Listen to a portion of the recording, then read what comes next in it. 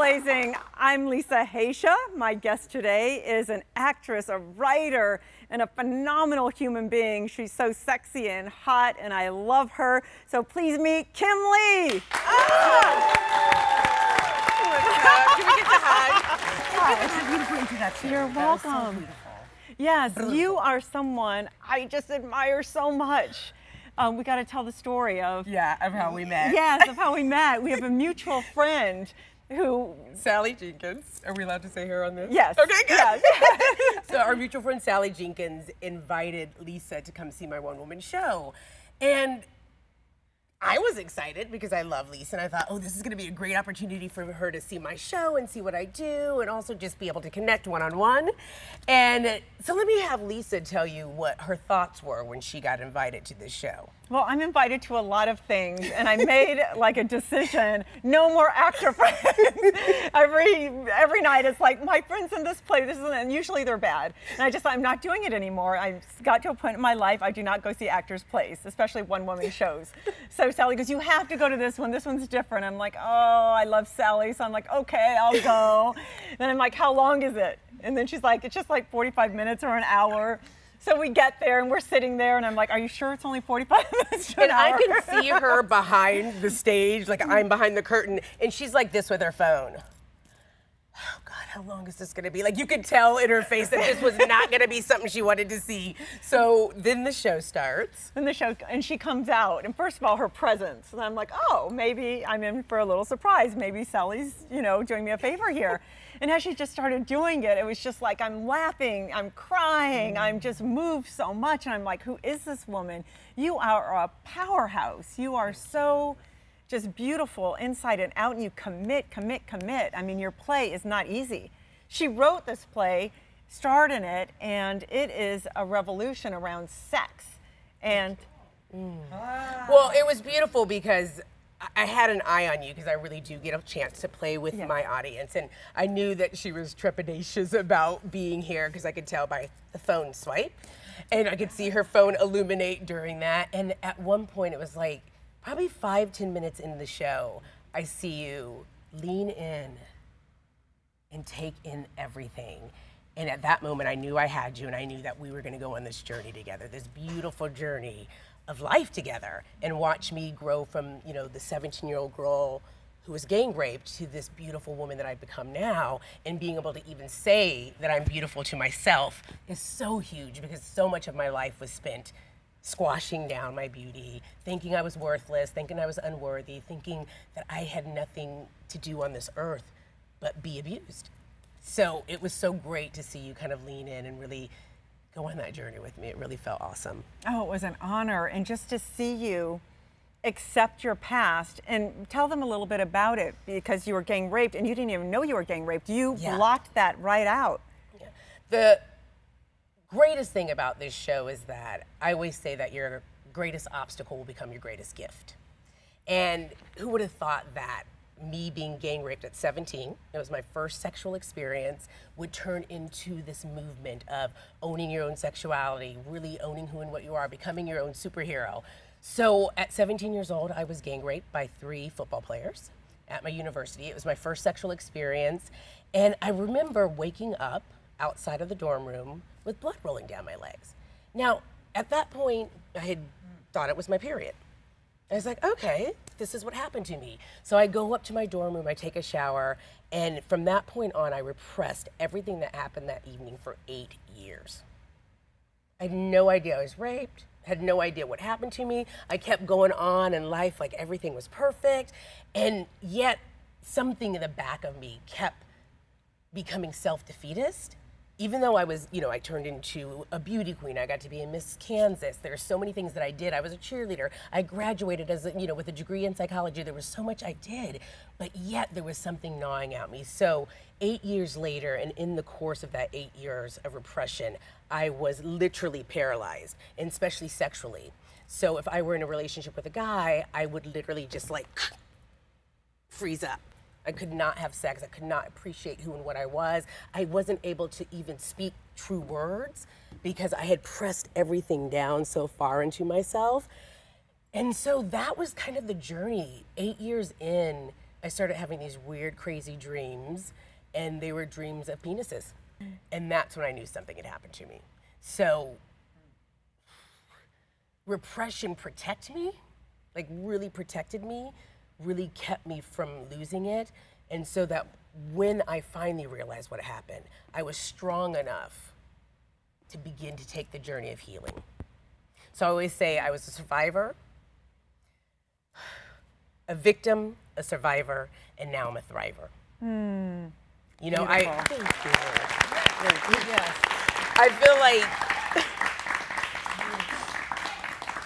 I feel like I survived the moment I got off the floor, the blood was rolling down my legs, and I walked away. And so the journey of my life was really, how do I survive this and not give up on myself? And then the longer journey was, how do I get to a place where I'm actually thriving and I can have sexual experiences again, and I can be in intimate relationships, and I can honor who and what I am as a woman, as a person, as a human on this earth, no matter what happened to me. Now I get the chance to really do that. And that you're doing it, anyone who is around you feels it, and you're giving other people permission, because we're living in a time that it's so scary. I mean, now when I go out to wear something like this, or if I wear something that's like, oh, don't wear that, we're going here, or that's an invitation to men. And it's not an invitation to men, and is a stand on who you are. You're just being fabulous, and you want to go out and you want to be you. Yes. So there's got to be a balance of how can we express ourselves or dress sexy without being considered a whore, or look at her, she deserves to be raped because look at how she dressed, or look at her behavior. And no matter what you look like, what you dress like, nobody deserves to have something taken away from them, least of all their sexuality. Like I say, I could be with you right here, right now, and go all the way to like touching your privates and go, no, I don't want it. And if you force yourself upon me, you have still raped me. People don't understand that we have the power to say no, but I think the big thing that's missing is that we don't celebrate sexuality. We don't celebrate looking beautiful. If you dress, like you said, like this, then you're a hoe. Yeah. Why can't I dress beautiful and show the things that I have, the beautiful things that I was given? I mean, they always say, what is it, flaunt what you got, know what you got, you know what I mean? Show your money makers. Yes.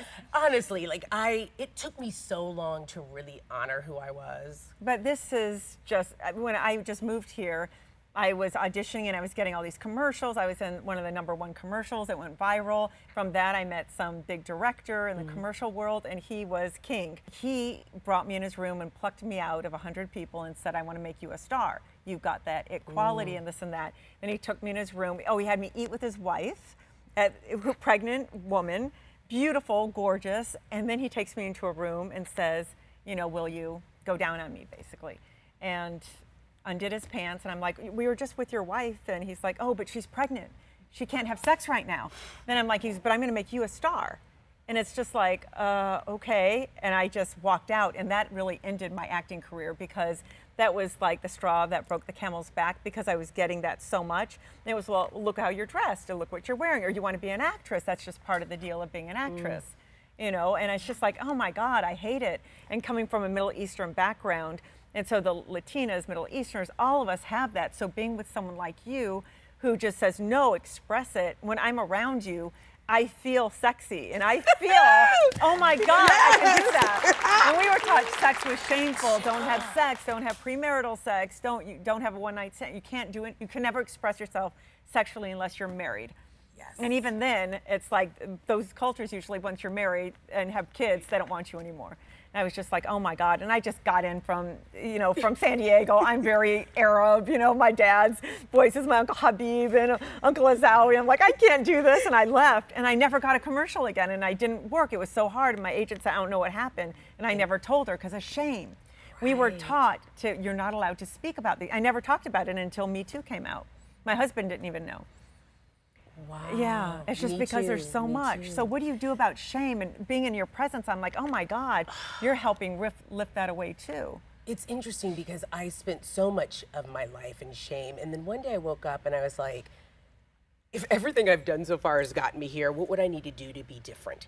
And I knew that I could not succeed and could not be this beautiful woman if I stayed in that place of shame. I was shamed because I do like sex, and I was, was excited to have sex, and then I thought, oh my gosh, I got raped. I got gang raped because I wanted to have sex. Like, I put myself in this situation.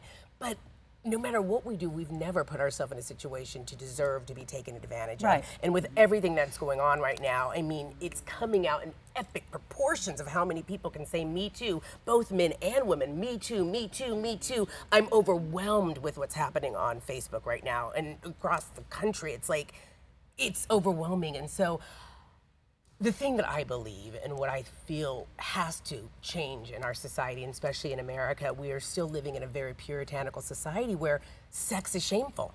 Dirty is wrong. And I keep saying I've got to take the dirt out of dirty and make it sexy, because we're built to connect with humans, to be intimate, to love on each other, to experience each other. And we all think that's wrong. Like, in our society, it's wrong to have sex. If you're a man, you can have as much sex as you want. If you're a woman, you're a whore, you're a whore, you're a whore. And for so long, that's what I thought I was. I thought I was only worth sex. That's it. That's universal. That's universal. And I was like, at this point, it's like, this has built nothing but shame. And so I starting to take my sexuality back, starting to take control of who and what I was. And the moment I did that, and I took my first lover, and I really I took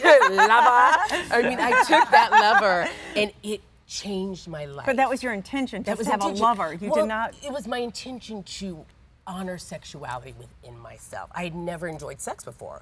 And at this point, it's like 15 years later from the rape, and I had never enjoyed sex. And I was like, something isn't right if I can't enjoy being intimate with a person, with a man, because 3 men raped me. And I said, if I can't be intimate with a man, then something's wrong. And I wanted to take that power back. And so with that lover, it gave me the experience to love my body. He loved my body. And together we shared in something that was so beautiful. And I feel like as we start to crack that nut of like loving sexuality and honoring consensual sex. When we say consent is sexy. Yes. It is not sexy to take something from somebody. No. It is not sexy to force yourself upon somebody, anybody, or each other. The only thing that's sexy is when 2 people decide, no matter what your orientation is, decide that I respect you enough that I want to explore your body from head to toe, baby. Yes, exactly. From head to toe. Yeah. And we don't enjoy, because if you're taking it from somebody and you're forcing it, you're not even getting pleasure. Like, honestly, you're not getting pleasure. But even if you're warped, the pleasure you're getting is here. It's not even physical body pleasure. Do you know what I mean? Like, when you take something from somebody, whether it's I'm going to take that cup from you, like, it feels good for like 1 second, and then you're like, oh, that was kind of, you know what I mean? Like, you get into reality. Sex is meant to be enjoyed. Yes. It's meant to be honored. It's meant to, young girls are not learning to love their body, to learn what their vagina is about. Men aren't really enjoying themselves because all they're doing is sticking it in coming. You know what I mean? Not even that so much, because it's porn. Yeah, because it's I'll porn. only have sex with you if I'm watching porn while being with you. Exactly. Like, my ex, like, literally could only have sex with me if he could watch me on TV. And I was like, okay, this will be fun for a while. And then I was like, something's not right about this. But it comes down to, like, we're in this porn society, and everything is based on violence. Somebody, slapping you with their dick or coming all over you, which is cute for like a time, like one try. But then there's so much more to experience. And if all you're learning from sexuality is from pornography, then it is violent. It is objectifying against women. It is negative towards women. It is like a woman will do whatever. So of course people are out there thinking rape is cool, because we're in a rape fantasy constantly on pornography. And then it's so hard to really connect to someone, and people can't even.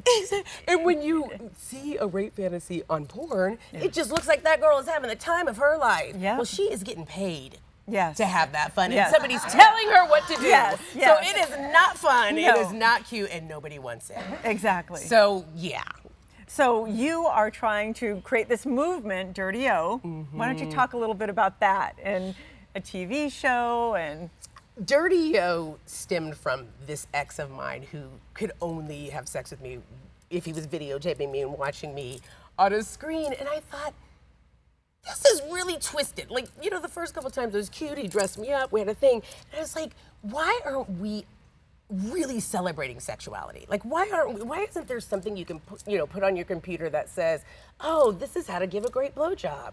Oh, okay, that's really lovely. Something that really brings in eroticism, sensuality, sexuality, owning your body, no matter what body type. Like, you don't have to be a skinny girl with big fat boobs, but a beautiful woman like me. Like, I'm not a small woman. I got a body, I got boobs, I got butt, I got everything, and I think I'm awesomely sexy. And because I think I'm awesomely sexy, other people think I'm awesomely sexy. But we have this image of what's supposed to be sexy in society, skinny girls with big old boobs, and everybody's trying to reach that beauty, but it's not real. Real beauty is each individual. And it's inside, and you Inside, are real yes. beauty. You are real beauty. You are real beautiful. You know, everybody out there Yes. is real beauty. Yes. Every single one of us has something awesome to bring to this Yes, world. but if you suppress it, you can't show it, and other people don't see it. So haven't you ever seen the most beautiful girl, but you're just going, oh, I'm bored, or I'm just, there's she's something. walking around hunched and she over. doesn't know her beauty or her worth, and someone else could not be perfect in model society eyes, and you just go, that person is so hot. And it's Yes. because their inner beauty comes out. They're Yes. allowing themselves to express. And that's what Dirty O is. Yes.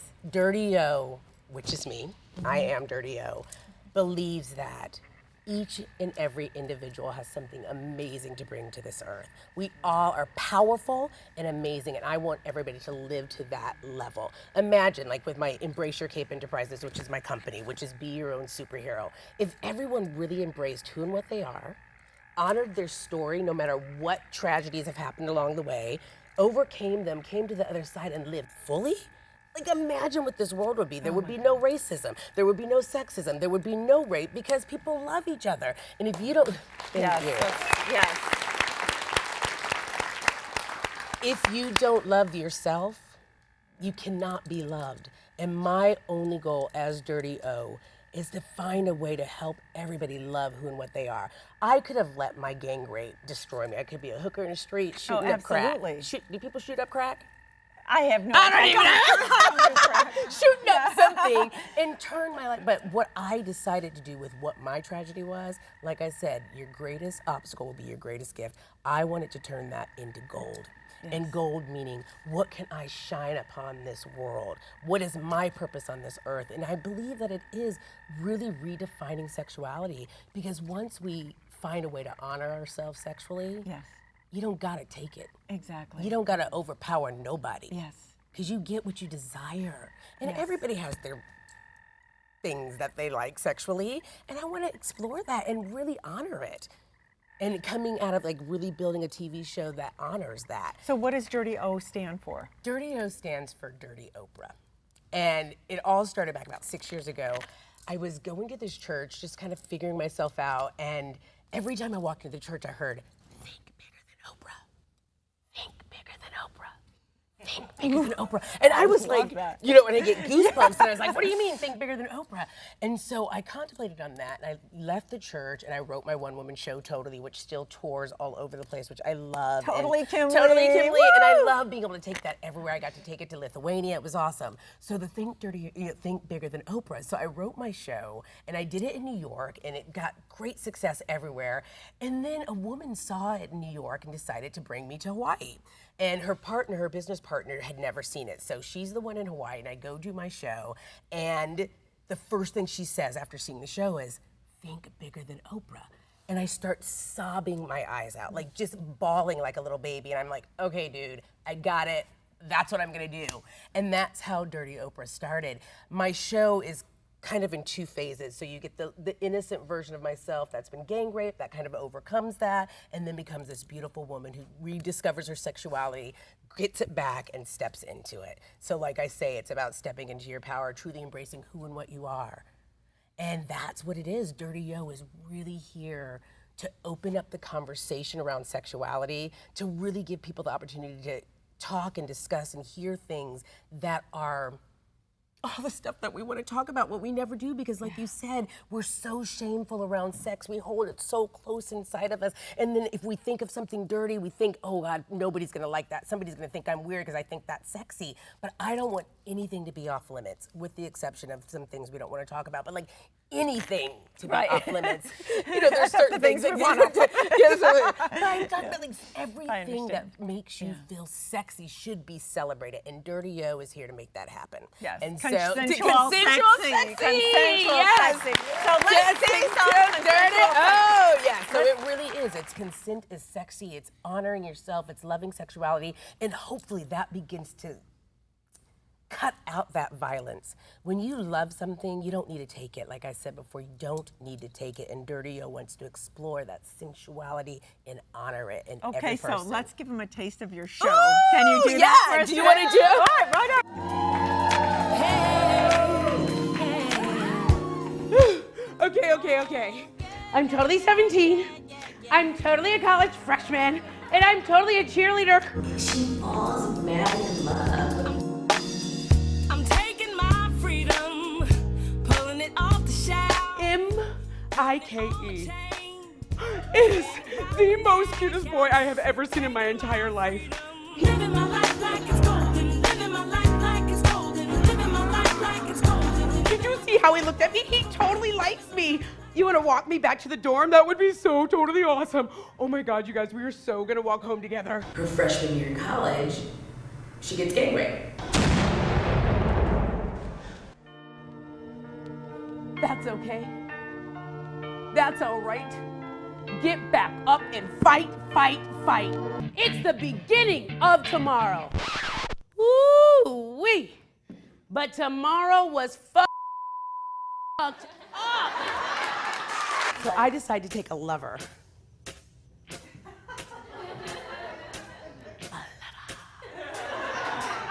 Not a boyfriend, not a man I have to take care of except for in the lover kind of way.